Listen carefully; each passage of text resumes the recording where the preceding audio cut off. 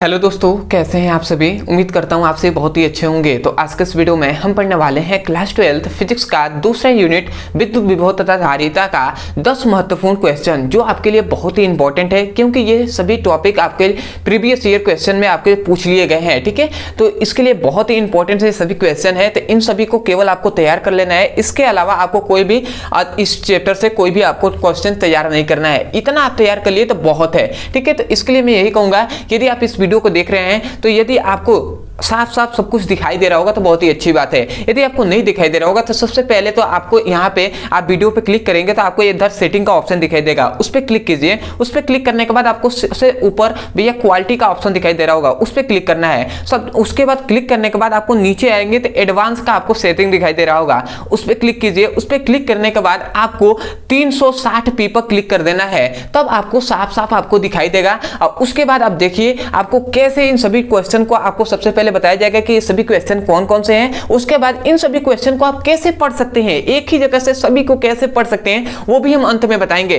तो चलिए हम सबसे पहले क्वेश्चन को जानते हैं। तो सबसे पहला क्वेश्चन आता है भैया कि विद्युत विभव का परिभाषा लिखिए तथा इसका बीमा लिखिए। सबसे पहला क्वेश्चन, विद्युत विभव का परिभाषा लिखिए तथा इसका बीमा लिखिए। अब यहाँ पे केवल क्या क्या है, परिभाषा और बीमा लिखने के लिए, परंतु ऐसा आपको नहीं करना है। आपको इसके साथ साथ फॉर्मूला भी लिखना है, मात्रक भी लिखना है। ठीक है, क्योंकि भैया जितना आप अच्छे से उसको समझा कर लिखेंगे एग्जामिनर को उतना अच्छे से समझ में आएगा उनको कि हाँ जो स्टूडेंट है ये पढ़े हुए हैं, तो आपको अच्छे से अच्छे मार्क्स का स्कोर मतलब आपको दिया जाएगा। तो आशा करते हैं आप समझ गए होंगे। ठीक है, तो इसलिए आपको सब कुछ लिखना है, जितने आपको बारे में पता है इसके बारे में उतना। उसके बाद आता है दूसरा हमारे टॉपिक की सम विभव पृष्ठ किसे कहते हैं। और जितने ये क्वेश्चन आपको बताए जा रहे हैं ना, ये सभी आप जाकर जो आपके मॉडल पेपर हो या जो भी प्रीवियस ईयर में जो भी आपके क्वेश्चन पूछे गए उनसे मिला लीजिएगा। ये सभी मोस्ट इंपॉर्टेंट है। ये लगभग 4 बार 5 बार 6 बार 10 बार ये क्वेश्चन पूछ लिए गए हैं। ठीक है, तो इसको आपको याद रखना है, सम विभव पृष्ठ किसे कहते हैं। ठीक है, इसका भी परिभाषा आपको दे देना है। उसके बाद आता है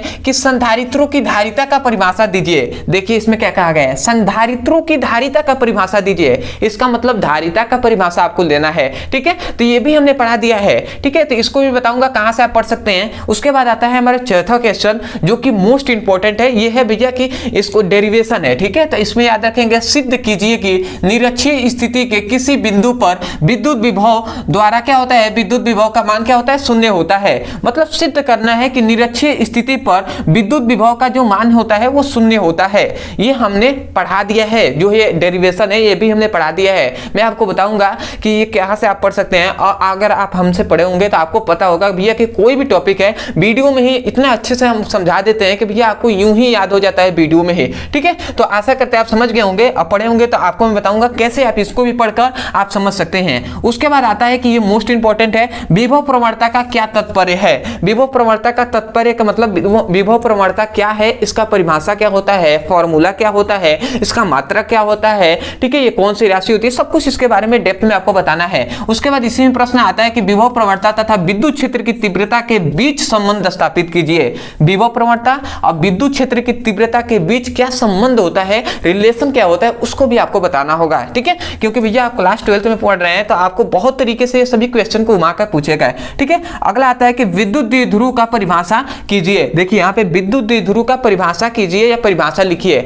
अब यहाँ पे ये पॉइंट्स आता है कि विद्युत द्विध्रुव तो आपको पढ़ना ही है। उसके बाद विद्युत द्विध्रुव आघूर्ण, क्योंकि ये दोनों कभी विद्युत द्विध्रुव का परिभाषा कह देगा और कभी कभी कहता है कि विद्युत द्विध्रुव आघूर्ण का परिभाषा लिखिए। तो आपको दोनों याद रखना है। ठीक है, क्योंकि दोनों आपके लिए मोस्ट इंपॉर्टेंट है। तो ये भी मैं बताऊंगा कैसे आप पढ़ सकते हैं। उसके बाद आता है भैया 7वां क्वेश्चन कि विद्युत द्विध्रुव की अच्छी स्थिति में किसी बिंदु पर विद्युत विभव का सूत्र का स्थापित कीजिए। मतलब क्या है, इसमें ये कहा गया है कि विद्युत द्विध्रुव की अच्छी स्थिति पर क्या होता है, विद्युत विभव का स्थापित करना है। कि मतलब अच्छी स्थिति पर विद्युत विभव का क्या होता है, जो डेरिवेशन होता है, जो विद्युत विभव का अच्छी स्थिति पर जो फॉर्मूला होता है उसको सिद्ध करना है। देखिए कितना आपको बड़ा क्वेश्चन ऐसे लिखा गया है कि भैया आपको घुमाकर पूछता है। ठीक है, इतना आपको ऐसे कर देगा ना। इसका सिंपल सा कैसे कह सकते हैं कि अच्छी स्थिति पर विद्युत विभव की आपको गणना करना है। ठीक है, सिंपल वे में अच्छी स्थिति पर पर विद्युत विभव की गणना करना है। परंतु इसको कैसे पूछा गया है कि विद्युत द्विध्रुव के अच्छी स्थिति में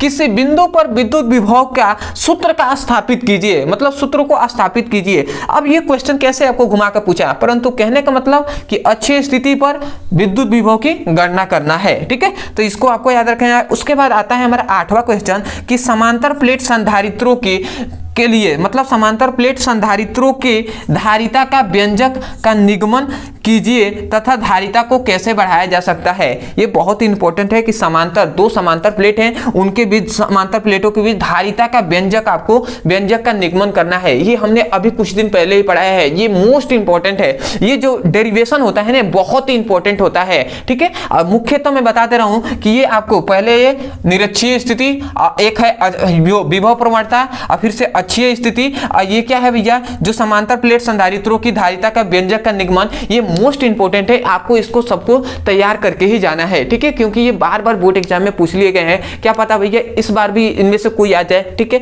कोई नहीं जानता, मैं भी नहीं जानता भैया इस जो क्या है इस बोर्ड एग्जाम में भैया ये क्वेश्चन सब पूछे जा सकते हैं। जो भैया पूछे गए हैं वही तो हमने बताया है। ठीक है, ये तो हम नहीं कह सकते भैया यही आएगा, क्योंकि यही आता भैया, 2 ही अगर क्वेश्चन आना होता बोर्ड एग्जाम में, क्योंकि भैया बोर्ड एग्जाम में कितने 20 ही क्वेश्चन आते हैं, परंतु इसके लिए हमें 200 क्वेश्चन कम से कम पढ़ के जाना होगा। सभी क्वेश्चन से यदि हम सभी चैप्टर से 10-10 क्वेश्चन उठा लेते हैं, केवल बड़े बड़ा, ठीक है, ऐसे ऐसे आपको क्वेश्चन 10 तो भैया 16 चैप्टर है, तो इसका मतलब 160 तो यही क्वेश्चन हो गया। ठीक है, तो अगर हमें पता होता कि यही 20 क्वेश्चन आना होता तो भैया मैं इतना क्यों बढ़ाता। ठीक है, तो हम गैस कर सकते हैं, आपको बता नहीं सकते कि वो क्वेश्चन कौन से हैं। तो आशा करते हैं आप समझ गए होंगे। ठीक है, तो आपको सबको याद करना है। अब आप कह रहे होंगे कि भैया कैसे हम याद कर सकते हैं, इनको कैसे हम पढ़ सकते हैं। तो सबसे पहले तो इसी वीडियो के डिस्क्रिप्शन बॉक्स में आपको नंबर 1, नंबर 2, नंबर 3 करके आपको लिंक दे दिया गया है। वहां पे उस लिंक पे क्लिक करके आप सभी को पढ़ सकते हैं। दूसरी बात, यदि आप चाहते हैं कि क्लास 10 जो क्या हो, क्लास 12 का फिजिक्स हो, केमिस्ट्री हो,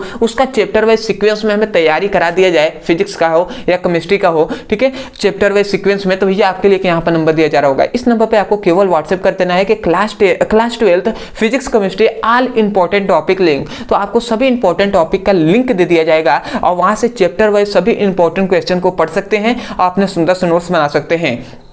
अदरवाइज यदि आपको तीसरा आपके लिए एक और ऑप्शन है कि भैया यदि आपको मान लेते हैं विद्युत विभव पढ़ना है, तो आप जाइए YouTube पे लिखिए विद्युत विभव ब्रदर सर, आपको वीडियो मिल जाएगा। ऐसे ही आपको सम विभव पृष्ठ पढ़ना है तो सम विभव पृष्ठ ब्रदर सर लिखेंगे, आपको वीडियो मिल जाएगा। यदि संधारित्रों की धारिता का परिभाषा लिखना है, मतलब धारिता का आपको परिभाषा लिखना है, तो धारिता किसे कहते हैं ब्रदर सर, आप ऐसे लिखेंगे तो वीडियो मिल जाएगा। जैसे कि मान लेते हैं कि भैया आपको लिखना है मतलब निरक्षीय स्थिति पर विद्युत विभव की गणना करना है, तो आप लिखिए निरक्षीय स्थिति पर विद्युत विभव, मतलब अक्षीय या निरक्षीय स्थिति पर विद्युत विभव की गणना ब्रदर सर, आपको वीडियो मिल जाएगा, वहां से उसकी पढ़ाई कर सकते हैं। इसी प्रकार आप कोई भी टॉपिक लिखकर उस अंत में बस हमारे चैनल का नाम लिख देंगे, आपको वीडियो मिल जाएगा, वहां से उसकी पढ़ाई कर सकते हैं। तो आशा करते हैं आप समझ गए होंगे जितनी भी बातें आपको बताई गई हैं। तो मैं अंत में यही कहूंगा कि यदि आपको पढ़ना है भैया तो सबसे पहले तो हमारे सपोर्ट के लिए सबसे पहले तो चैनल को सब्सक्राइब कर दीजिएगा, वीडियो को लाइक कर दीजिएगा, हो सके तो हमें कमेंट सेक्शन में जरूर बताइएगा कि आपको वीडियो कैसा लगा। अदरवाइज यदि कोई भी ऐसा टॉपिक है जो आपको समझ में नहीं आता है तो मैंने बताया है उस टॉपिक का नाम, अंत में हमारे चैनल का नाम, आपको वीडियो मिल जाएगा, वहां से उसकी पढ़ाई कर सकते हैं। तो चलिए दोस्तों आज के लिए इतना ही, मिलते हैं एक नए टॉपिक के साथ, तब तक के लिए धन्यवाद। जय हिंद, जय भारत।